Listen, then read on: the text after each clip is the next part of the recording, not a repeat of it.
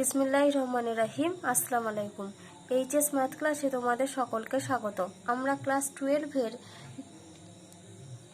রৈখিক প্রোগ্রাম বৃদ্ধি অর্থাৎ লিনিয়ার প্রোগ্রামিং এই চ্যাপ্টারটা নিয়ে আলোচনা করছিলাম।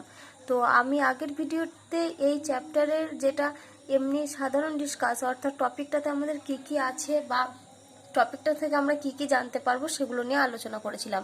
তো আজকে দেখো আমি তোমাদের অতি সংক্ষিপ্ত 6 অঙ্ক থেকে করাচ্ছি। অতি সংক্ষিপ্ত 6 অঙ্ক এখানে কি দেওয়া আছে দেখো, যে নিম্নলিখিত রৈখিক প্রোগ্রাম বিধি সমস্যাটির বাধা গোষ্ঠীর অসমীকরণ দুটির লেখচিত্র অঙ্কন করো।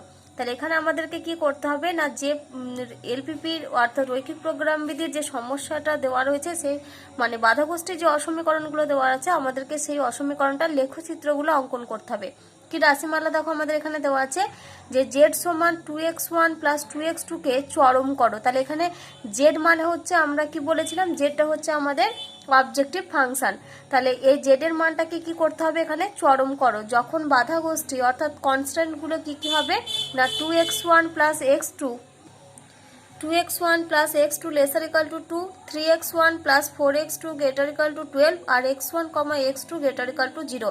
দেখো আমি তোমাদের বলেছিলাম যে আমরা যে চলকগুলো নেব বা যেগুলো ডিসিশন ভেরিয়েবল, এখানে যেমন আমাদের কি নিয়েছে x1 x2, তো x1 x2 এর মানটা কিন্তু সবসময় কি হতে হবে, greater equal to 0 হতে হবে।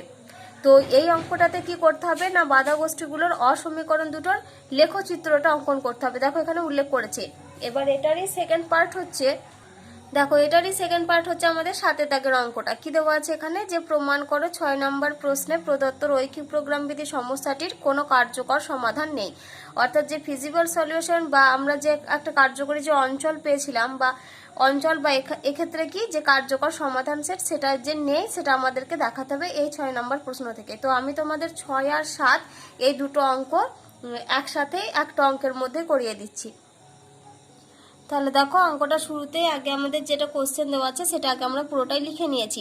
কি আছে আমাদের, জেড সমান 2x1 প্লাস 2x2 কে চরম করো যখন বাধা গোষ্ঠী হয় 2x1 plus x2 lesser equal to 2 আর 3x1 plus 4x2 greater equal to 12 আর x1, x2 টা গ্রেটার ইকাল টু 0। তো লেখচিত্র আঁকার জন্য শুরুতে আমাদেরকে কি করতে হবে না, এই যে বাধা গোষ্ঠীর যে দুটো অসমীকরণ দেওয়া আছে ওই দুটো অসমীকরণকে আগে আমরা সমীকরণের রূপে লিখব। তারপর কি করি না, সেই সমীকরণগুলোকে আমরা ছেদিতাংশের আকারে লিখে সেগুলোকে আমরা মানে গ্রাফে পুট করি।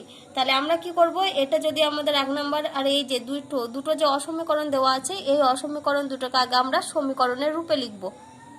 তাহলে দেখো কি লিখলাম এখানে, যে অসমীকরণগুলির অনুরূপ সমীকরণগুলি হলো। তাহলে এটার যদি আমরা অনুরূপ সমীকরণ লিখি তাহলে আমরা কি লিখব, 2x1 প্লাস x2 এটা সমান হবে আমাদের 2, আর এটার জন্য হবে আমাদের 3x1 প্লাস 4x2 সমান 12।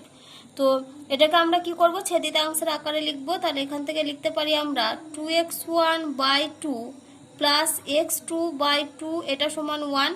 তাহলে ইমপ্লাইজ দ্যাট এখান থেকে আমরা পাচ্ছি x1 by 1 plus x2 by 2 সমান 1। তাহলে এখান থেকে আমরা কি বলতে পারছি যে এটা x1 অক্ষকে 1,0 বিন্দুতে আর x2 অক্ষকে 0,2 বিন্দুতে ছেদ করবে।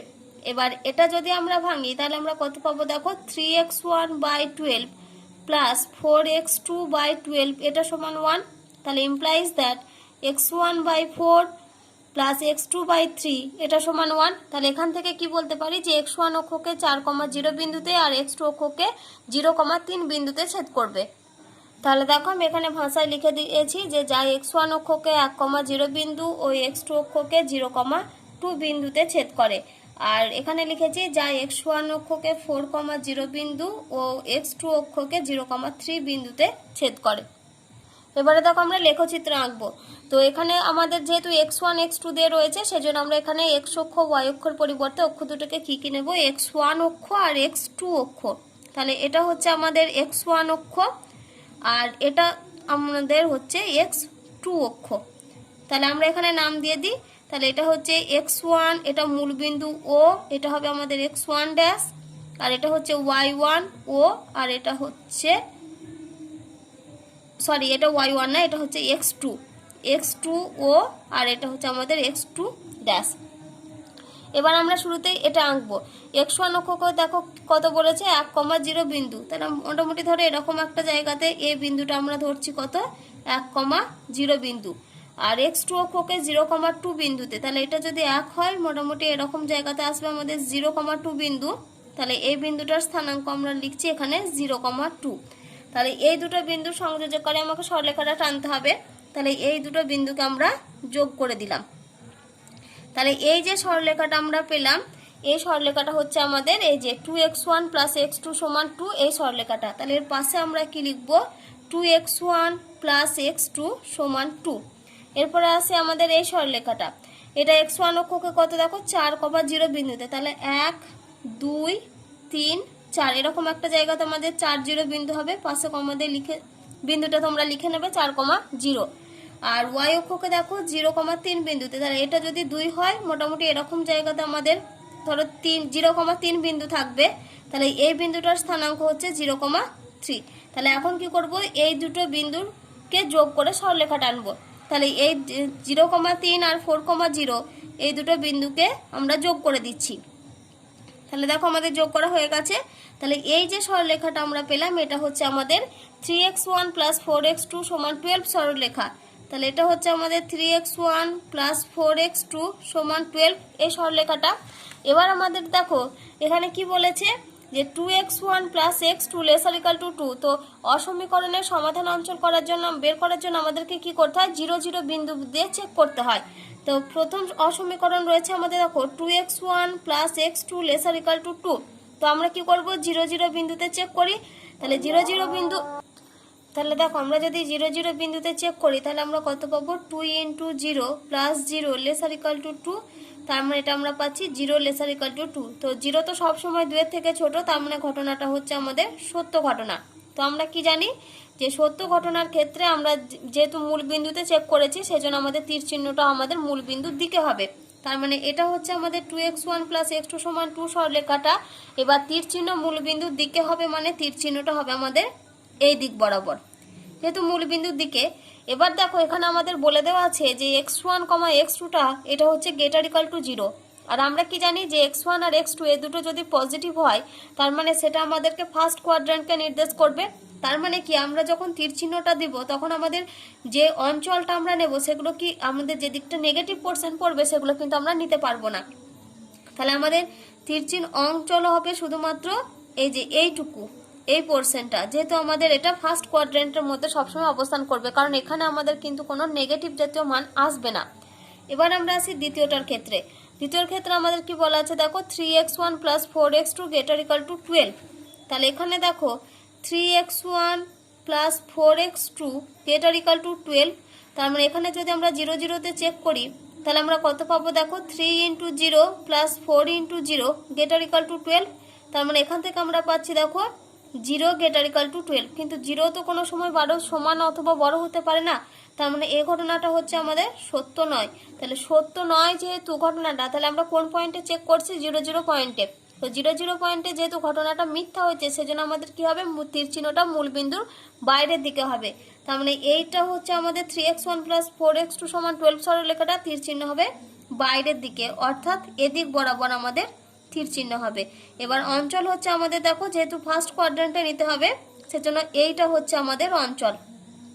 তাহলে এই অঙ্কটার ক্ষেত্রে দেখো আমাদের তীর চিহ্নটা কি হয়েছে, দুই প্রান্ত দিক বরাবর চলে গেছে, মানে সমাধান যে অঞ্চলটা সেটা এই সরলরেখাটার ক্ষেত্রে এদিক অঞ্চল আর এই সরলরেখাটার ক্ষেত্রে এদিক অঞ্চল। তাহলে কি আমরা কি কোনো কমন রিজিয়ন পাচ্ছি এখানে, দেখো আমরা কিন্তু কোনো কমন রিজিয়ন পাচ্ছি না। সেই জন্য কি হবে না, সেই জন্য লেখচিত্র থেকে আমরা কি পাচ্ছি যে এই যে বাধা গোষ্ঠীগুলোর কোনো সাধারণ সমাধান অঞ্চল নেই। তো তোমাদের এখানে 6 নম্বরের প্রশ্নটাতে শুধুমাত্র চেয়েছিল এই লেখচিত্রটা অঙ্কন করতে, আর এই লেখচিত্র অঙ্কন এইটুকুই শুধু তোমাদের দেওয়া ছিল। আর 7 নম্বরের যে কোশ্চেন সেখানে তোমাদের দেখাতে বলেছিল যে প্রদত্ত রৈখিক প্রোগ্রামবিধির সমস্যাটির ক্ষেত্রে কোনো কার্যকর সমাধান নেই, সেটা আমাদেরকে প্রমাণ করতে বলেছিল। তো আমরা তো এখানটা দেখো ছবি থেকে আমরা পরিষ্কার বুঝতে পারছি যে যেহেতু আমাদের কোনো কমন পোরশন নেই সেজন্য এখানে কোনো সাধারণ সমাধান অঞ্চল নেই। তাহলে তোমরা অতএব দিয়ে কি লিখবে, যে লেখচিত্র থেকে বোঝা যাচ্ছে বাধা গোষ্ঠীর কোনো সাধারণ সমাধান অঞ্চল নেই। তোমাদেরকে এটাই আমাদের প্রমাণ করতে দিয়েছিল। দেখো এবার আমরা 8 দাগের অঙ্ক করব। কি দেওয়া আছে যে নিচের রৈখিক প্রোগ্রাম বিধি সমস্যাটির প্রান্তিক বিন্দুগুলি নির্ণয় করো। কি দেওয়া আছে z সমান 2x প্লাস 5y কে চরম করো যখন বাধাগ্রস্ত হয় 0 lesser equal to x lesser equal to 4, 0 lesser equal to y lesser equal to 3 আর x plus y lesser equal to 6। তো এই অঙ্কটার ক্ষেত্রে আমাদেরকে কি বের করতে হবে না, যে এই অঙ্কটার ক্ষেত্রে আমাদের লেখচিত্র অঙ্কনের পর যেগুলো এটার যেটাগুলো প্রান্তিক বিন্দু, সেই প্রান্তিক বিন্দুগুলো আমাদেরকে নির্ণয় করতে হবে। তাহলে দেখো আমাদের 8 অঙ্ক কি দেওয়া আছে যে z সমান 2x প্লাস 5y কে চরম করো যখন বাধাগ্রস্ত হয় 0 lesser equal to x lesser equal to 4, 0 lesser equal to y lesser equal to 3 আর x plus y lesser equal to 6। তো শুরুতে আমাদেরকে কি করতে হয় না, যে অসমীকরণগুলো দেওয়া থাকে সেগুলো আমাদেরকে অনুরূপ সমীকরণগুলো লিখতে হয়। তো এখানে দেখো অসমীকরণগুলোর অনুরূপ সমীকরণগুলো কি কি হবে।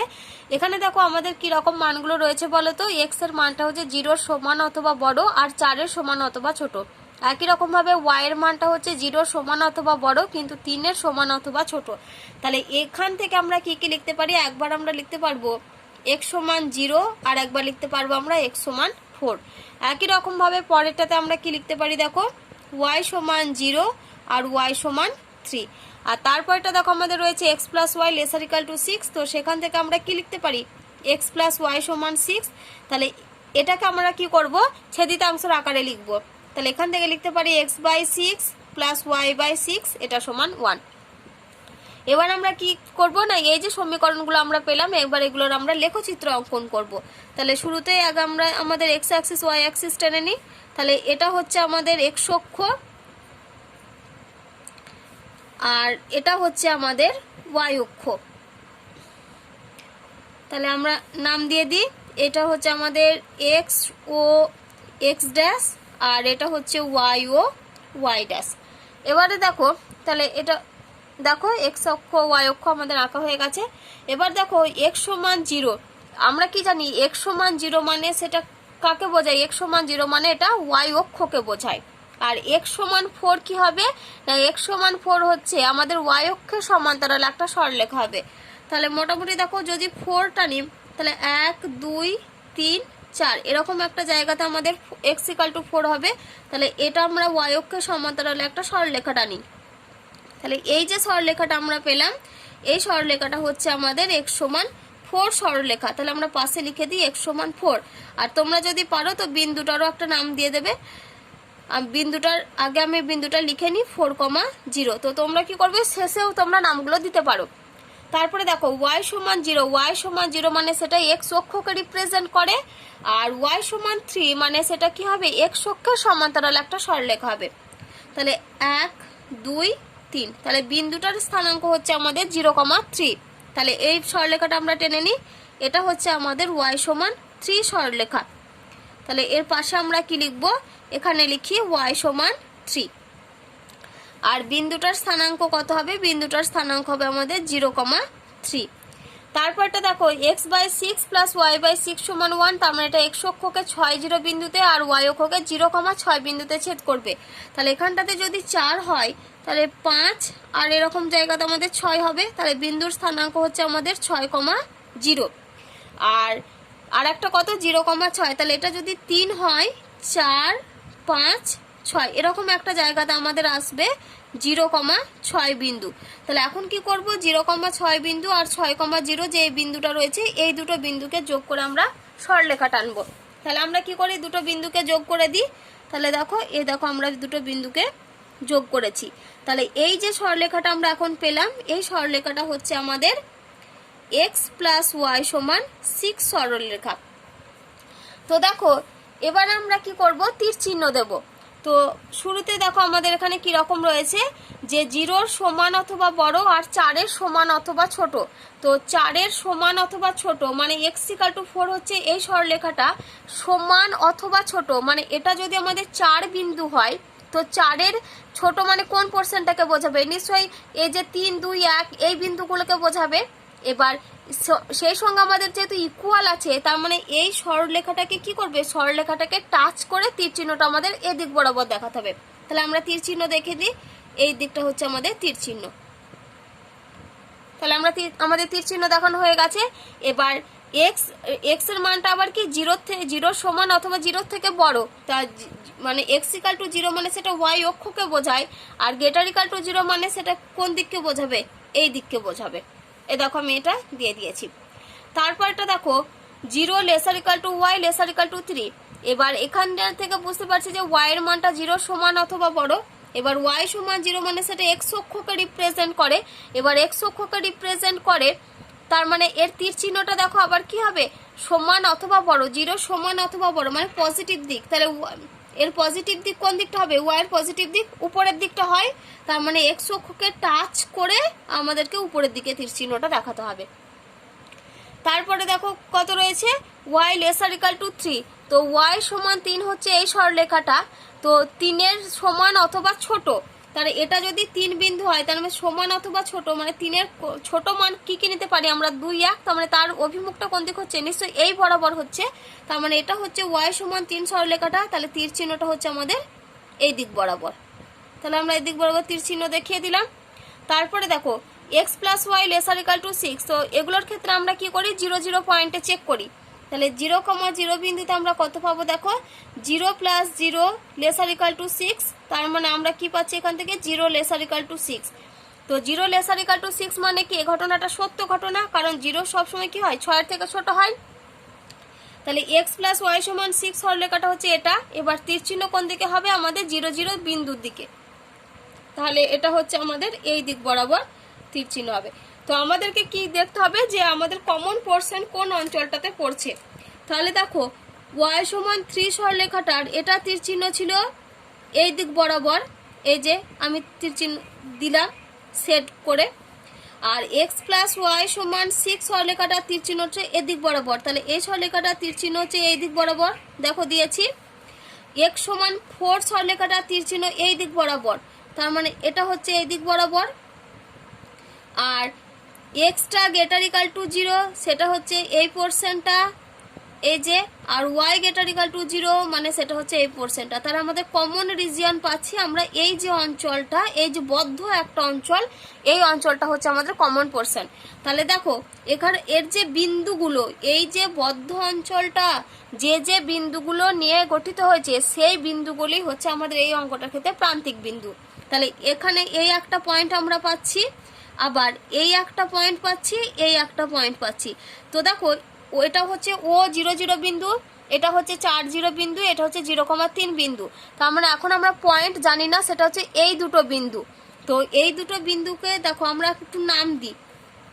তাহলে এটা নাম দিলাম এ, এটা ও, এটা নাম দিই বি, তাহলে এটা হচ্ছে সি, আর এটা হচ্ছে আমাদের ডি বিন্দু। তাহলে এক্ষেত্রে প্রান্তিক বিন্দুগুলো আমাদের চেয়েছে। তো তাহলে এখানে দেখো প্রান্তিক বিন্দুগুলো হচ্ছে, প্রথমে হচ্ছে আমরা যদি এটা এর মান জানি, দেখো আমরা 0,3। তারপরে আমরা ও বিন্দু জানি, ও বিন্দুর স্থানাঙ্ক হচ্ছে 0,0। তারপরে বি বিন্দু, তারও স্থানাঙ্ক জানি আমরা 4,0। তাহলে জানি না হচ্ছে আমরা সি আর ডি বিন্দু। তাহলে আমাদেরকে কি বের করতে হবে না, সি আর ডি বিন্দুর স্থানাঙ্কগুলো বের করতে হবে। এবার দেখো সি বিন্দুটা কোন কোন সরলরেখা দুটো সংযোজকারী মানে বিন্দু হয়েছে। একটা হচ্ছে এই সরলরেখাটাকে টাচ করেছে এক্স প্লাস ওয়াই সমান 6, আর একটা হচ্ছে এই সরলরেখাটাকে টাচ করেছে এক্স সমান 4। তাহলে এক্স সমান 4 আর এক্স প্লাস ওয়াই সমান 6, এই দুটো মানে এই দুটো সমীকরণের যেটা এক্স আর ওয়াই এর মান, সেটাই হচ্ছে আমাদের সি বিন্দুর মান। তাহলে আমরা সি বিন্দুর স্থানাঙ্ক কোথা থেকে পাবো, এক্স প্লাস ওয়াই সমান 6 আর এক্স সমান 4, এই দুটো সমীকরণ থেকে। তাহলে একটা হচ্ছে এক্স সমান 4 আর একটা হচ্ছে এক্স প্লাস ওয়াই সমান 6। তাহলে এখান থেকে আমরা এক্স এর জায়গায় 4 বসাই। তাহলে অতএব 4 + ওয়াই সমান 6। তাহলে দ্যাট ইজ ওয়াই সমান আমরা কত পাচ্ছি, 6 - 4 মানে 2।